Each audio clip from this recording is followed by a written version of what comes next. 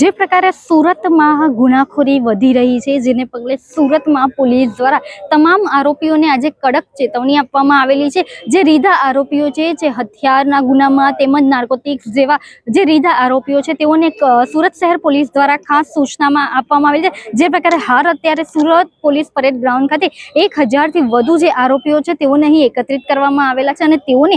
Surat police દ્વારા કડક સૂચનામાં આપવામાં આવી છે કે કાયદામાં રહેશો તો ફાયદામાં રહેશો। મહત્વની વાત એ છે કે છેલ્લા ઘણા સમયથી જે પ્રકારે સુરતમાં ગુનાખોરી વધી રહી છે, જેના કારણે સુરત શહેર પોલીસ દ્વારા આ તમામ આરોપીઓને આજે એકત્રિત કરીને તેઓને સૂચના આપવામાં આવી છે અને જે છેલ્લા 1.5 મહિનામાં જેટલા પણ જે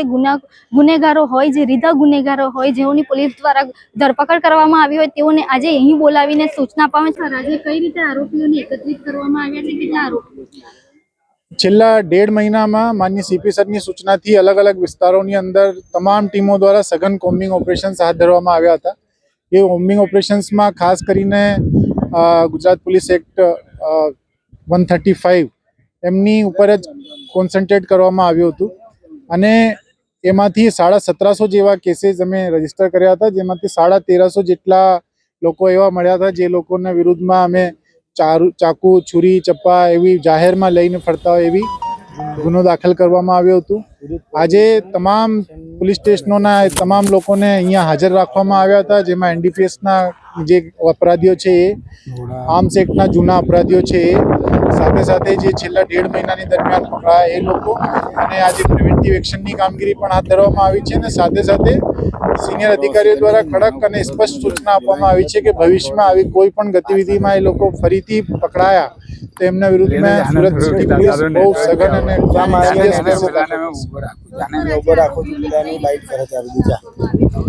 અને આ લોકોને એ જ સમજ કરવામાં આવી છે કે આ લોકોથી અગર કોઈ ભૂલથી અથવા તો કોઈ ઓર ઉત્તેજનામાં અથવા કોઈ ઓર બીજી રીતે કોઈના ગેરમાર્ગે દોરી સંચાર કરવાથી કોઈ કેસીસ રજીસ્ટર થયા હોય તો ભવિષ્યમાં આ બાબત વિવેક બુદ્ધિ રાખે, ફરીથી ગુનામાં ના આવે એ સમજ કરવામાં આવી છે ને એ ગુનાઓમાં આવવાથી એમનું, એમના પરિવારનું, એમના જે સંબંધીઓ છે એમનું આખું જીવન ખરાબ થઈ જાય છે। એટલે એમના માટે આ ફાયદાની વાત છે કે એ લોકો ક્રાઇમથી દૂર। જી સર, આજે ખાસ કેટલા આરોપીઓને બોલાવવામાં આવ્યા હતા અને શું સમજાવવામાં આવ્યું? સુરત શહેર પોલીસ સતત છેલ્લા 2 મહિનાથી સતત કોમ્બિંગ કરી રહી છે। રાત્રિ દરમિયાન વાહન ચેકિંગ અને કોમ્બિંગનું આયોજન કરવામાં આવ્યું છે। સાથે સાથે મોડી રાત્રે પ્રોપર્ટી ઓફેન્સીસ ના બને એના માટે રાત્રિ દરમિયાન 2 થી 4માં પણ અલગ અલગ નાકા પોઈન્ટ ઊભા કરીને ત્યાં પણ વાહન ચેકિંગ કરવામાં આવ્યું છે। છેલ્લા 2 મહિનાની અંદર આવા કોમ્બિંગ વાહન ચેકિંગ દરમિયાન 1000થી વધુ એવા લોકો છે જેની વિરુદ્ધમાં હથિયાર ધારાના જીપી 135ના ગુનાઓ દાખલ કરવામાં આ એવા લોકો છે જે લોકો રાત્રિ દરમિયાન કોઈ પણ બોડી ઓફેન્સ અને પ્રોપર્ટી ઓફેન્સ કરવાના ઈરાદે છરી, તલવાર, ચપ્પા એવા હથિયારો લઈને ફરી રહ્યા છે અને એવા પણ લોકો છે જે લોકો વિરુદ્ધમાં રિસન્ટ પાસ્ટમાં આર્મ્સ એક્ટના જે લોકો અન્ય રાજ્યોમાંથી કટ્ટા કે પિસ્તોલ ગુનાને અંજામ આપવા માટે લઈ આવેલા છે, આવા 1500થી વધુ લોકોને એક સાથે વહેલી સવારથી આજે દરેકે દરેક પોલીસ સ્ટેશનની ટીમ દ્વારા રાઉન્ડ અપ કરવામાં આવ્યા હતા અને આ તમામ લોકોને એક સાથે પોલીસ પરેડ ગ્રાઉન્ડ હેડક્વાર્ટર ખાતે લાવવામાં આવ્યા છે। આ તમામ લોકોને એક કડક સંદેશ આપવામાં આવ્યો છે, કાયદામાં રહેશે તો ફાયદામાં રહેશે। આ તમામ લોકોના પોલીસ સ્ટેશન લેવલે ડોઝિયર્સ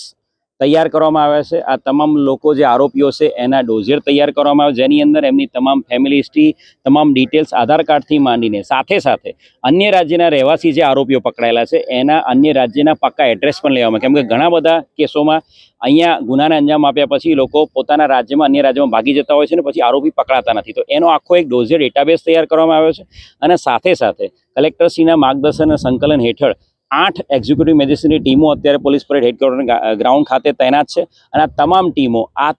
તમામ લોકોના આજે અટકાયતી પગલાંની કામગીરી પણ કરશે। સુરત શહેર પોલીસની સેવા, સુરક્ષા, શાંતિ અને સલામતી જળવાઈ રહે એ માટે મીડિયા મિત્રોના માધ્યમથી હું આવા તમામ ગુનેગારોને એક જ સંદેશો આપીશ, કાયદામાં રહેશો તો ફાયદામાં રહેશો। સુરત જિલ્લા કલેક્ટર દ્વારા તેમજ મેજિસ્ટ્રેટ, મામલતદારની હાજરીમાં તેઓને અહીં બોન્ડ પણ આપવામાં આવ્યું છે। જો આગામી સમયમાં તેઓ કાયદામાં રહેશે તો ફાયદામાં રહેશે તેવી પણ તેઓને સૂચના આપવામાં આવી છે। કેમેરા પર્સન સાથે રશ્મિ રાણા, રફતાર।